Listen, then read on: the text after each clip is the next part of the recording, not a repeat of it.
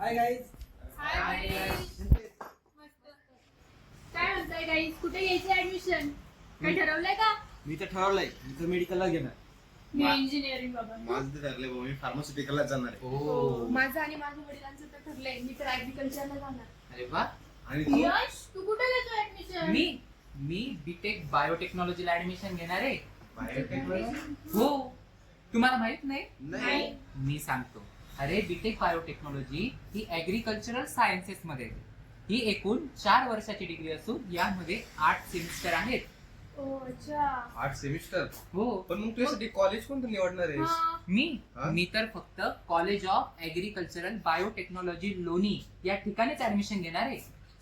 दोन्ही म्हणजे तेच करे डॉक्टर बाळासाहेब विखे पाटलांचे पद्मभूषण अवॉर्डेड पराक्रमी शिक्षण हो, तेच अगदी बरोबर. आणि हे कॉलेज महात्मा फुले कृषी विद्यापीठ राहुरी संलग्नित असून महाराष्ट्रातील सर्वात पहिले म्हणजे 2003 साली सुरू झालेलं कॉलेज आहे. हो, one second guys. मी मागे ओळख करून दिली होती ना माझ्या मामाचा सायंटिस्ट मुलगा. हो. तो त्याच कॉलेजला होतो. तू मला सांगत होता या कॉलेज बद्दल. हो. आणि तर माझ्या पण काकाचा मुलगा आहे मंत्रालयामध्ये अधिकारी मोठा हा. येतो. तू पण मुलगा बोलत होता या कॉलेज बद्दल. हो, अगदी बरोबर. हेच ते कॉलेज. कारण ह्या कॉलेजचे अनेक विद्यार्थी उच्च शिक्षणासाठी अब्रॉडला गेले. ऍग्रिकल्चर इंडस्ट्री बरोबरच अनेक विद्यार्थी हे फार्मास्युटिकल आणि रिसर्च अशा अनेक कंपन्यांमध्ये काम करत आहेत.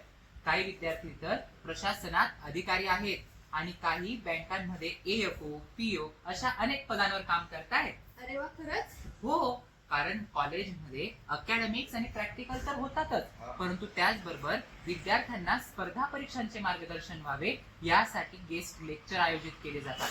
विद्यार्थ्यांना स्पर्धा परीक्षांचे पुस्तके अवेलेबल करून दिले जातात. बँकांच्या परीक्षांसाठी क्लासेस घेतले जातात आणि कॉलेजमध्ये स्पर्धा परीक्षांचा फोरम पण सुरू करण्यात आला आहे. अच्छा, काय रे यश, मग एवढं सगळं मग पीजी साठी काय? हा, अरे PG साठी.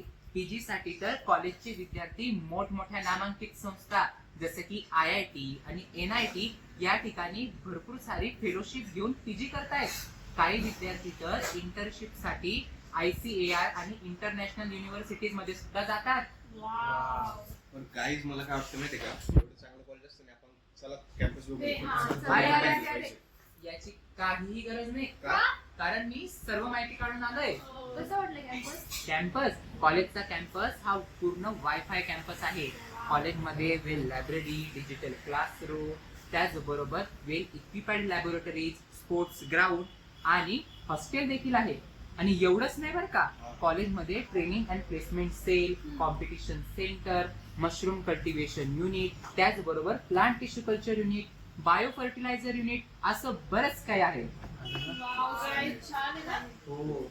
गाईज, मला तर वाटतंय ह्या डिग्रीला आणि ह्या कॉलेजला पुढे खूप स्कोप दिसतोय. हो मग. आणि मला वाटतंय मी बीटेक बायोटेकच करावं. अरे वा. आणि ते सुद्धा लोणी लोणी कॉलेजला. अगदी बरोबर. मला पण तेच वाटतं, फार्मास्युटिकलला जायचं होतं मला. ते तर तुम्ही फार्मास्युटिकलची मुलं आहेत, मी पण आता बायोटेकच करणार. Yes. बरोबर. So, आता आम्ही पण बीटेक बायोटेकच करणार.